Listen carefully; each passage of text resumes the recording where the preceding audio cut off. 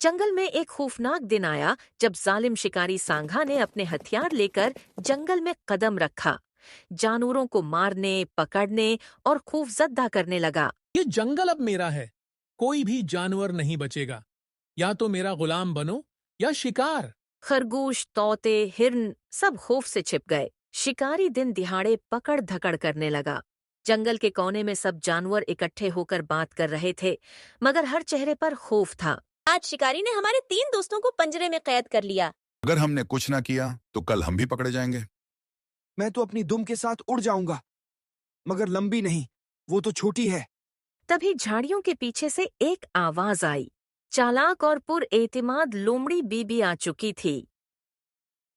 क्या तुम सब डर के मारे हार मान चुके हो? याद रखो, अक्ल हमेशा ताकत से जीतती है। पर हम क्या करें? हमारे पास हथियार नहीं। मेरे पास है एक चालाक मंसूबा, और तुम सब हो मेरे साथी। लोमड़ी बीबी ने सबको उनके रोल दिए।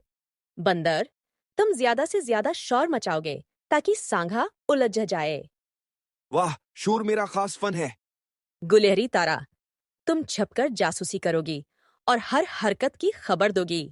ये काम तो मेरे छोटे साइज के लिए ही है।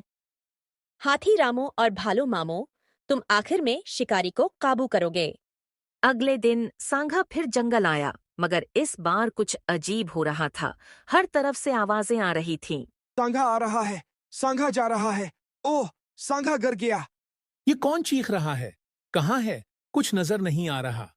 एक तरफ गुलहरी तारा शिकारी के रास्ते में रस्सियां लगा रही थी, दूसरी तरफ भालू और हाथी झाड़ियों में छुपे थे। सांघा जैसे ही दौड़ा, एक रस्सी में उसकी टांग फंस गई। वो गिरा और झाड़ियों से भालू मामू और हाथी रामू निकले। ये सब क्या हो रहा है? अब ये जंगल तेरा नहीं, हमारा है। अक्लमंद दुश्मन के लिए चालाकी काफी है। वापस चले जाओ, वरना अंजाम बुरा होगा। मैं कभी वापस नहीं आऊंगा। जंगल में खुशियां वापस आ गईं। जानवरों ने आजादी का जश्न मनाया। हम जीत गए। और सब मेरी आवाज से हुआ। नहीं बंदर भाई, हम सबकी एकता, हिम्मत और अक्ल ने जिताया। यही सबक है। इत्तेहाद में ताकत है। जब सब मिलकर अक्ल, हिम्मत और इत्तेफाक से काम लें, तो सबसे बड़े दुश्मन को भी हारा जा सकता है।